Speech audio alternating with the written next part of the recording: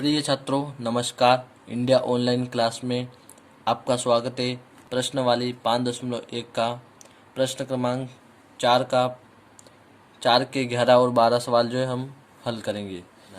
तो शुरू करते हैं सवाल को। तो सबसे पहले हम 11वां सवाल करेंगे हल।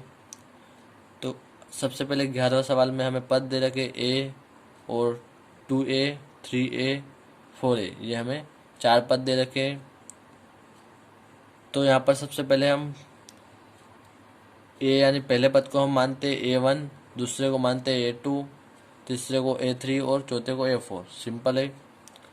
तो हम सबसे पहले दूसरे पद में से पहले पद को माइनस करेंगे, यानी A2 में से A1 को माइनस करेंगे तो हमारा A2 है 2A और A1 हमारा है A। तो 2a माइनस ए करेंगे तो यहाँ पर हमारे पास है 2a, जिसमें से हमारा जाएगा 1a, तो हमारे पास बचेगा फिर से 1a। फिर इसी प्रकार से तीसरे पद में से दूसरा पद माइनस करेंगे, यानी कि A3 माइनस A2 करेंगे बराबर 3a माइनस 2a। तो यहाँ पर है हमारे पास 3a और यहाँ पर है 2a, तो 3 में से हमारा 2 जाता है तो बचता है 1, तो हमारे यहाँ पर बच जाएगा फिर से 1a। और फिर से इसी प्रकार A4 में से A3 माइनस करेंगे तो 4a माइनस 3a होगा हमारा, तो 4 में से 3 जाएगा तो हमारे पास फिर से 1 बचेगा, यानी कि a जो है फिर से 1 बच जाएगा ओनली। तो तीनों स्थिति में जो है हमारा सर्वांतर D जो है क्या a आ रहा है, समान आ रहा है a।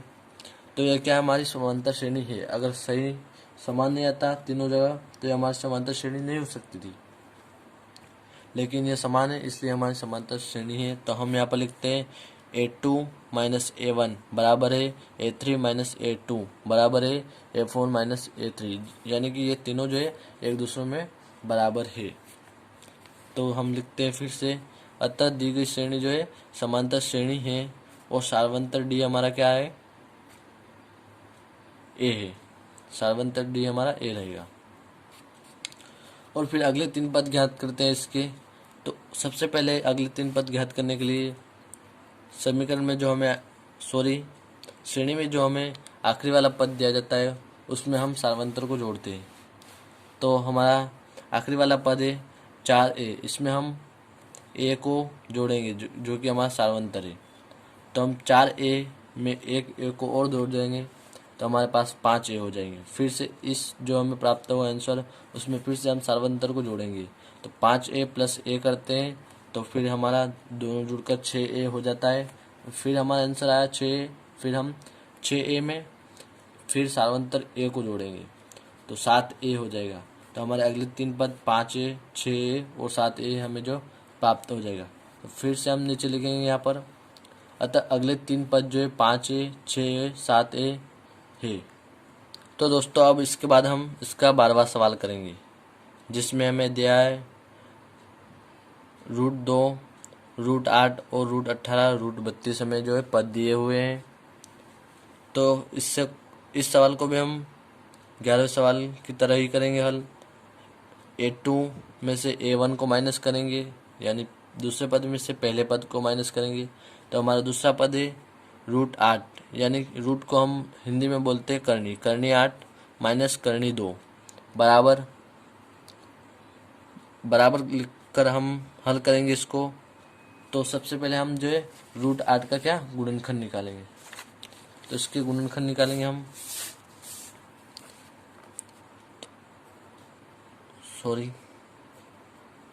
यह हमारा 8 है और इसका गुणनखंड निकालेंगे। तो सबसे पहले 2 से इसमें हम भाग देते हैं, 2 चौका 8 और फिर बचता है हमारा 2 दूना 4, फिर बचेगा 2, फिर 2 से भाग देंगे हम, 2 एकम 2। तो यहाँ हमारे पास 2 गुणित 2 जो है हमारे गुणनखंड आए हैं। तो हम इनको इस प्रकार से लिख सकते हैं, करनी 2 गुणित 2 गुणित 2, हम इसको इस प्रकार लिख सकते हैं। और यहाँ पर हमारा जोड़ा बनेगा 2 का जोड़ा बन जाएगा, एक जोड़ा बन जाएगा और हमारा बचेगा 2। तो हम इसको फिर लिखेंगे, 2 को बाहर लिखते हैं, 2 रूट जो हमारा 1 बचेगा इसको हम करनी के अंदर लिखेंगे, 2 करनी के अंदर लिखेंगे और इन दोनों का जोड़ा बन गया 2 का, तो हम इसको बाहर लिख देते हैं, जो कि हमने यही क्या है यहाँ पर 2 करनी 2। इसी प्रकार फिर इसमें से माइनस हमने करनी 2 क्या है, तो यहाँ पर हमारे पास 2 करनी में से 1 करनी माइनस हो जाती है, हमारे पास बचेगी 1 करनी 2 बच जाएगा हमारे पास। और फिर हम A3 माइनस A2 करेंगे, तो यहाँ पर भी तीसरे पद में से दूसरा पद माइनस करेंगे, तो तीसरा पद है हमारा यो करनी 18 और √8। तो हम करनी 18 में से √8 को माइनस करेंगे, तो इसी प्रकार से पहले 18 का जो है हम गुणनखंड निकालेंगे। 18 के गुणनखंड निकालेंगे हम, तो यह भी 2 से शुरू करते हैं हम इसको भी। 2 9 की 18 होता है हमारा, 3 से फिर करेंगे तो 3 3 9 और फिर 3 एकम 3। तो यहाँ पर हमारे गुणनखंड प्राप्त हुए 2 गुणित 3 गुणित 3। तो हम लिखते हैं यहाँ पर 3 गुणित 3 गुणित 2। यहाँ पर भी हमारे 3 का जो है जोड़ा बन रहा है, तो हम 3 को फिर से बाहर लिखेंगे इस प्रकार 3 करनी 2। 2 हमारा अकेला बचा, इसको हम करनी के अंदर लिखेंगे। तो इसी प्रकार से यहाँ पर भी हमने लिखा है 3 करनी 2। और फिर हमारा 8 का तो गुणनखंड जो आपको पता ही है 2 करनी 2 जो हमने पहले निकाल लिया है, इसको भी हम ऐसा कैसे लिखते हैं, तो 3 करनी 2 में से हमारा माइनस होगा 2 करनी 2, तो हमारा फिर से बच जाएगा करनी 1 करनी 2। इसी प्रकार से हम आगे फिर A4 में से A3 माइनस करेंगे, तो A4 हमारा करनी 32 है और A3 जो है हमारा करनी 18 है। तो फिर हम 32 के गुणनखंड निकालते हैं, तो इसको भी हम 2 से शुरू करेंगे, 2 एकम 2, फिर बचता है हमारा 1, तो यहाँ पर हो जाएंगे हमारे 12। तो 2 छंग 12, फिर 2 8 16, फिर 2 चौका 8, फिर 2 से 2 दूना 4, फिर 2 एकम 2। तो हमारा यहाँ पर गुणनखंड जो प्राप्त हुए हमें 2 गुणित 2 गुणित 2 गुणित 2। तो हम इसको लिखेंगे करनी के अंदर इस प्रकार से 1 2 3 4 5 बार 2 लिखेंगे, 2 गुणित 2 गुणित 2 गुणित 2 गुणित 2। तो यहाँ पर हमारा जोड़ा बनेगा 1 2। यहाँ पर हमारे जोड़े कितने बनेंगे, 2 जोड़े बनेंगे।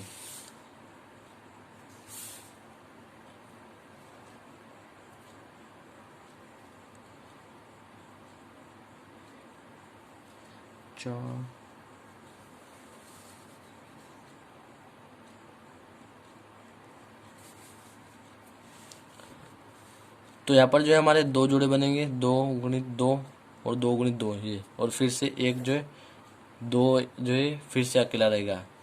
तो यहाँ पर हम लिख सकते हैं इसको 2 गुणित 2 और करनी के अंदर फिर 2 जो अकेला बचा है उसको लिख सकते हैं, और फिर इसके आगे हम 2 गुणित 2, ये हमारा 4 हो जाएगा, 4 करनी 2 हो जाएगा हमारा। तो यहाँ पर हमने लिख रखा है 4 करनी 2, फिर माइनस 3 करनी 2 जो कि हमारा 18 का गुणनखंड है। ये यहाँ पर देख सकते हैं आप, हमने निकाला था पहले 3 करनी 2।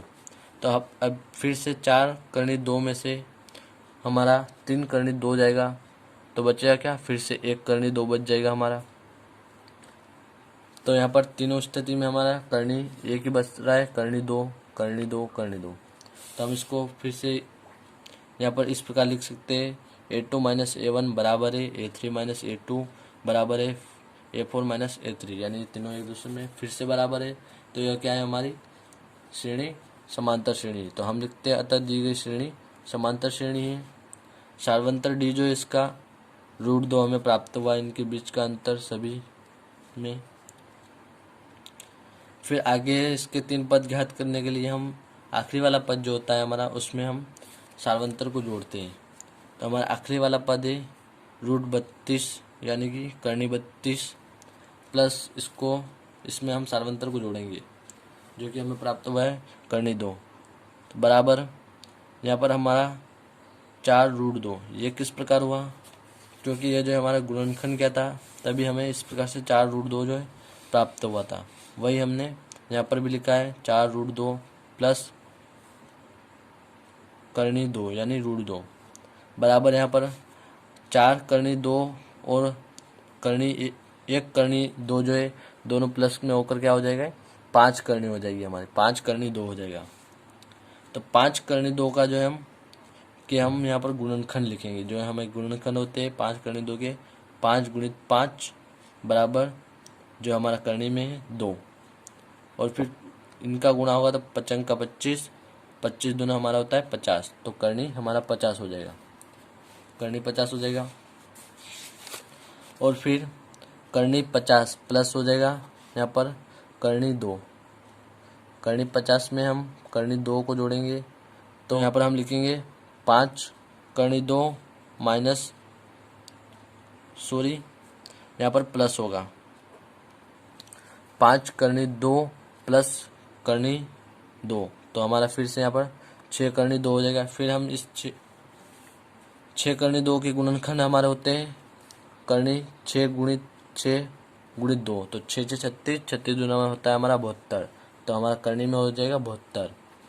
और फिर इसी प्रकार से करनी 72 में फिर हम सार्वंतर रूट यानी करनी 2 को जोड़ेंगे, तो यहाँ पर भी हमारा जो है गुणनखंड करने के बाद जो हमें प्राप्त हुआ था ये वाला 6√2, जो हमारा गुणनखंड किया था हमने, तो हमें हमारा उससे पहले 6√2 का हमने गुणनखंड किया था, तो यहाँ पर हमारा 72 का गुणनखंड करेंगे तो हमें प्राप्त होगा 6√2 माइनस, फिर हमने यहाँ पर गलती कर दी, यहाँ पर प्लस आएगा, आप सही करना।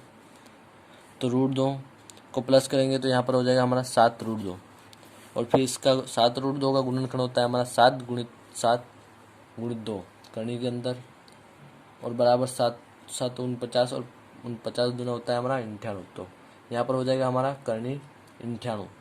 तो इस प्रकार से अगले 3 पद हमें प्राप्त हो गए, तो आप लिख लेना नीचे। अतः अगले 3 पद करनी 50, करनी 72 और करनी 98 है। धन्यवाद दोस्तों।